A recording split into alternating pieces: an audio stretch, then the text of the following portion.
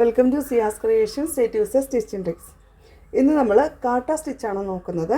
അതിനായിട്ട് നമ്മൾ സെലക്ട് ചെയ്തിരിക്കുന്ന ഡിസൈൻ ബട്ടർ പേപ്പറിലേക്ക് വരച്ചതിന് ശേഷം അടിയിലെ യെല്ലോ കാബം വെച്ച് കൊടുത്ത് നമ്മൾ തുണിയിലേക്ക് കോപ്പി ചെയ്യുന്നു. ഇതുപോലെ കോപ്പി ചെയ്തെടുത്തതിന് ശേഷം ഏതെങ്കിലും ഭാഗം വിട്ടുപോയിട്ടുണ്ടെങ്കിൽ ജസ്റ്റ് പെൻസിൽ കൊണ്ട് ഇങ്ങനെ ഒന്ന് വരച്ചു കൊടുക്കുക. അതിനായിട്ട് സ്റ്റോൺ ചെയിൻ ഇനി ഓരോ ലൈനിൻ്റെയും അല്ലെങ്കിൽ ഒരു ഡിസൈനിൻ്റെ ആവശ്യത്തിനനുസരിച്ച് വെച്ച് നോക്കി നമുക്കിതുപോലെ കട്ട് ചെയ്ത് മാറ്റി വെക്കണം. കട്ട് ചെയ്ത് മാറ്റി വെക്കുമ്പോൾ അതിൻ്റെ ഓർഡർ അനുസരിച്ച് നിങ്ങൾ പ്രത്യേകം മാറ്റി വെച്ച് ചെയ്യണം. അല്ലെങ്കിൽ നമ്മൾ എല്ലാം കട്ട് ചെയ്തതിന് ശേഷം അതിലേക്ക് വെച്ച് പിടിപ്പിക്കുമ്പോൾ അതിൻ്റെ സൈസ് നമുക്ക് സംശയം വരും. അല്ലെങ്കിൽ ഓരോന്നും ഇതുപോലെ വെച്ച് കട്ട് ചെയ്ത് ഒട്ടിച്ചൊട്ടിച്ച് പോകണം. അപ്പോൾ ഒട്ടാനായിട്ട് ഇത്തിരി താമസം എടുക്കുമ്പം നമുക്ക് പെട്ടെന്ന് വർക്ക് ചെയ്ത് തീർക്കാൻ ഇത്തിരി താമസം വരും. അങ്ങനെ വരാതിരിക്കാനായിട്ടാണ് ഒരു കുറച്ച് പോർഷൻ ഒരേപോലെ ലെവൽ അളവ് പിടിച്ചിട്ട് നിങ്ങൾ പശ തേച്ച് അല്പം ഒന്ന് ഉണങ്ങാൻ വെച്ചിട്ട് വീണ്ടും അതിൻ്റെ മുകളിലേക്ക് വെച്ച് ഒട്ടിക്കുക. നമ്മളിവിടെ ഫാബ്രിക് ഗ്ലൂ ആണ് യൂസ് ചെയ്തിരിക്കുന്നത്. അതിങ്ങനെ നമ്മൾ കട്ട് ചെയ്ത് വെച്ചിരിക്കുന്ന സ്റ്റോൺ എത്രയാണോ അതിനനുസരിച്ച് ഇതുപോലെ പശ തേച്ച് കൊടുക്കുക. അതിനുശേഷം ജസ്റ്റ് ഒന്ന് ഉണങ്ങാൻ സമയം കൊടുത്തിട്ട് ഇങ്ങനെ ലെവലിൽ വെച്ച് കൊടുക്കുക.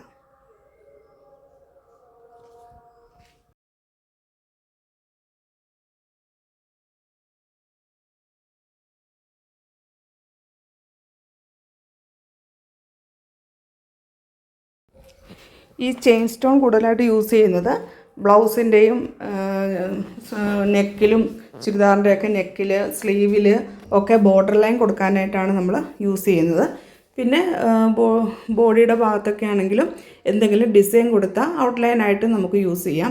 ഇതിനൊരു പ്രശ്നമുള്ളത് ഇതിൻ്റെ മുകളിൽ ഈ സ്റ്റോൺ ഘടിപ്പിച്ചിരിക്കുന്ന ഒരു പല്ല് പോലുള്ള ഭാഗമുണ്ട്. അത് തുണിയുടെ മറ്റു ഭാഗത്ത് ഉരഞ്ഞു കഴിഞ്ഞാൽ നൂല് പൊങ്ങി വരാൻ സാധ്യതയുണ്ട്.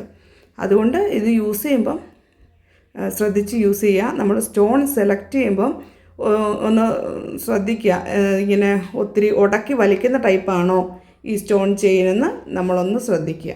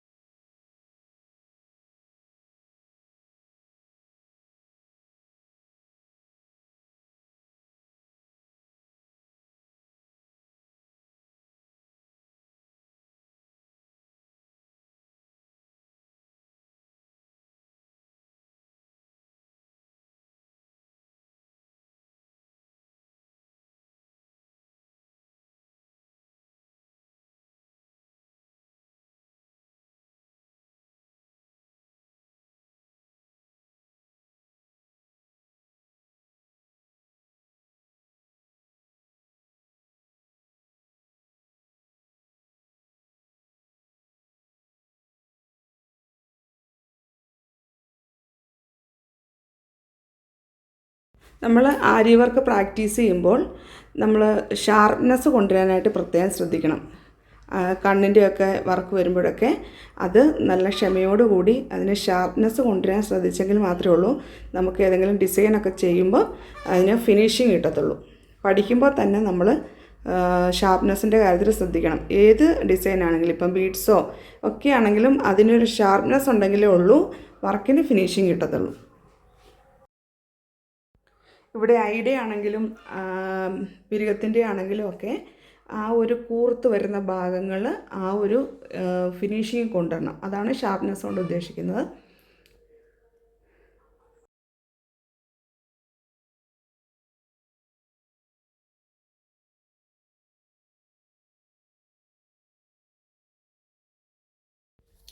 ഇങ്ങനെയാണ് സ്റ്റോൺ വർക്ക് ചെയ്ത് നമ്മൾ പിടിപ്പിക്കുന്നത്. ഓരോ സ്റ്റോണിൻ്റെ ഇടയിലൂടെ ഇങ്ങനെ സ്റ്റിച്ച് കൊണ്ടുപോകണം.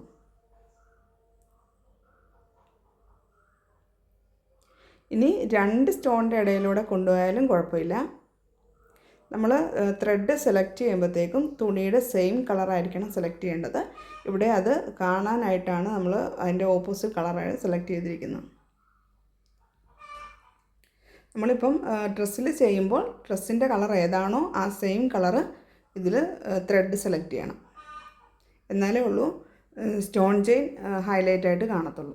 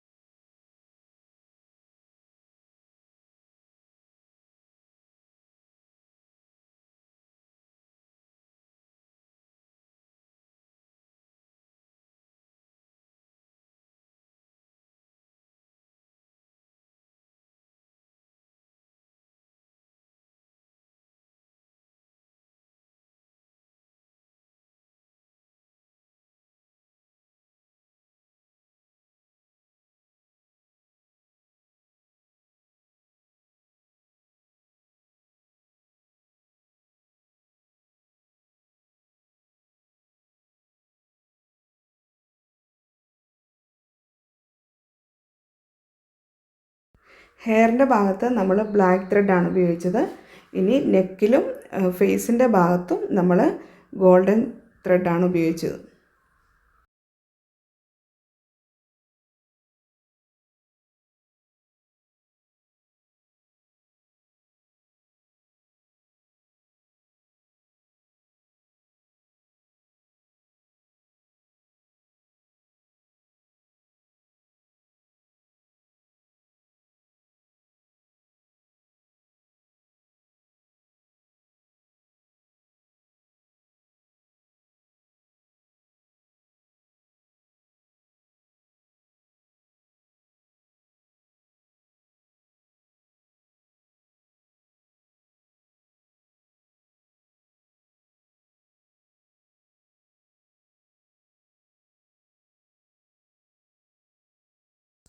നമ്മളൊരു വർക്ക് ചെയ്ത് കഴിയുമ്പോൾ അതിന് നല്ല ഫിനിഷിങ് തോന്നാനായിട്ട് ഏറ്റവും പുറത്തുകൂടി ചെയിൻ സ്റ്റിച്ചിൻ്റെ ഔട്ട്ലൈൻ കൊടുക്കണം.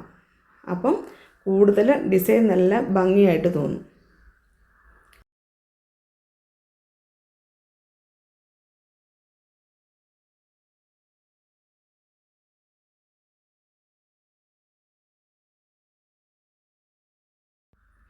അപ്പോൾ ഫൈനൽ ലുക്ക് ഇങ്ങനെയാണ് വരുന്നത്.